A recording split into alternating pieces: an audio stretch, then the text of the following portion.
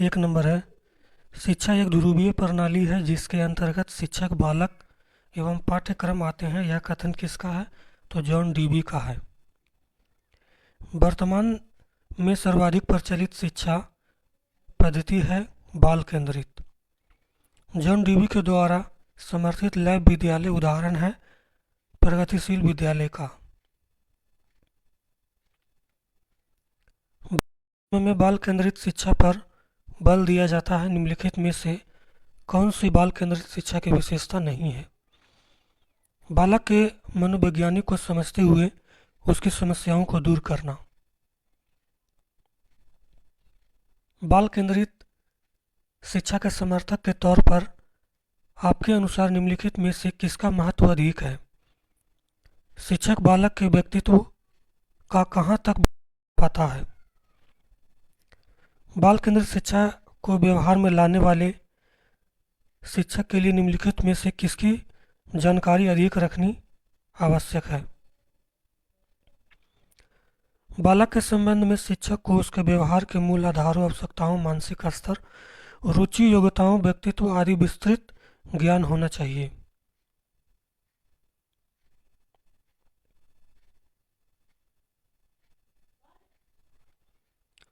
बाल केंद्रित शिक्षा के पाठ्यक्रम के संदर्भ में निम्नलिखित में से कौन सा कथन सही नहीं है? पाठ्यक्रम बनाते समय शिक्षक की आवश्यकता एवं विद्यालय उपलब्ध सुविधाओं का ध्यान रखना चाहिए, यह गलत है। बालक को प्रेरित करने के लिए उन्हें महापुरुषों के जीवनी, प्रेरणादायी नाटक एवं उत्कृष्ट वैज्ञानिकों इत्यादि के बारे में बताना चाहिए। यह कथन किस सिद्धांत के अंतर्गत आता है? प्रेरणा का सिद्धांत। प्रगतिशील शिक्षा के अंतर्गत निम्नलिखित में से किस बात का ध्यान रखना चाहिए? इसमें शिक्षण विधि को अधिक व्यवहारिक करने पर बल दिया जाता है। प्रगतिशील शिक्षा के अंतर्गत बालक में आत्मानुशासन के विकास के लिए किस बात पर बल दिया जाना चाहिए? बालकों में उत्तरदायित्व की भावना के विकास पर। प्रोजेक्ट प्रणाली के अंतर्गत निम्नलिखित में से किस शिक्षा के अंतर्गत किया जाता है? तो प्रगतिशील शिक्षा के अंतर्गत।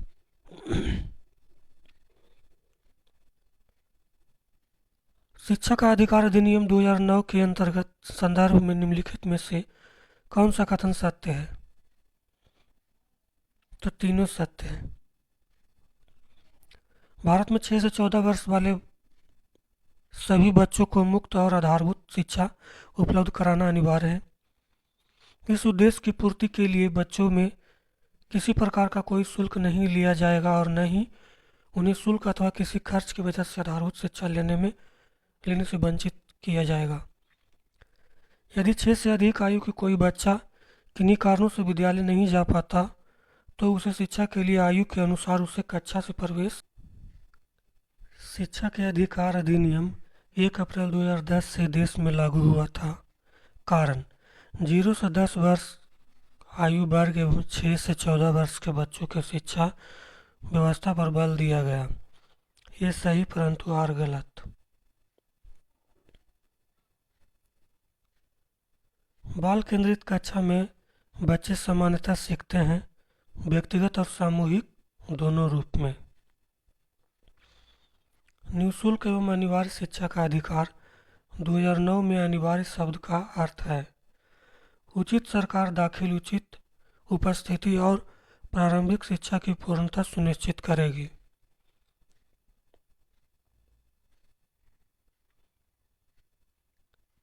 शिक्षा का अधिकार अधिनियम 2009 के क्रियान्वयन के बाद कक्षा कक्ष आयु के अनुसार अधिक समझाती है।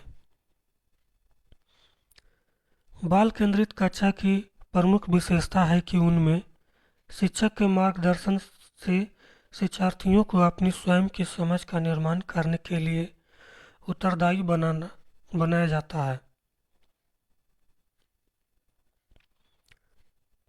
प्रगतिवादी शिक्षा समस्या समाधान और आलोचनात्मक चिंतन पर अधिक बल देती है। प्रगतिशील शिक्षा में अपरिहार्य है कि कक्षा कक्ष लोकतांत्रिक होता है और समझने के लिए बच्चों को पर्याप्त स्थान दिया गया होता।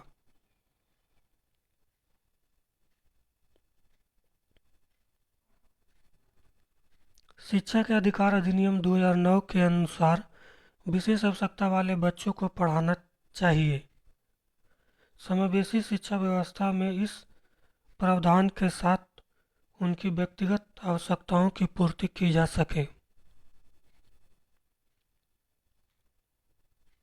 निःशुल्क एवं अनिवार्य शिक्षा अधिकार 2009 दिव्यांग बच्चों की निःशुल्क शिक्षा के अधिकारों को सुनिश्चित करता है 6 से 14 वर्ष के बच्चों के लिए। निम्नलिखित में से कौन सा प्रगतिशील शिक्षा की अवधारणा के बारे में प्रमुख है? प्रत्येक बच्चे की क्षमता एवं संभावना में विश्वास करना। प्रगतिशील कक्षा में विद्यार्थी के द्वारा ज्ञान की संरचना की जाती है।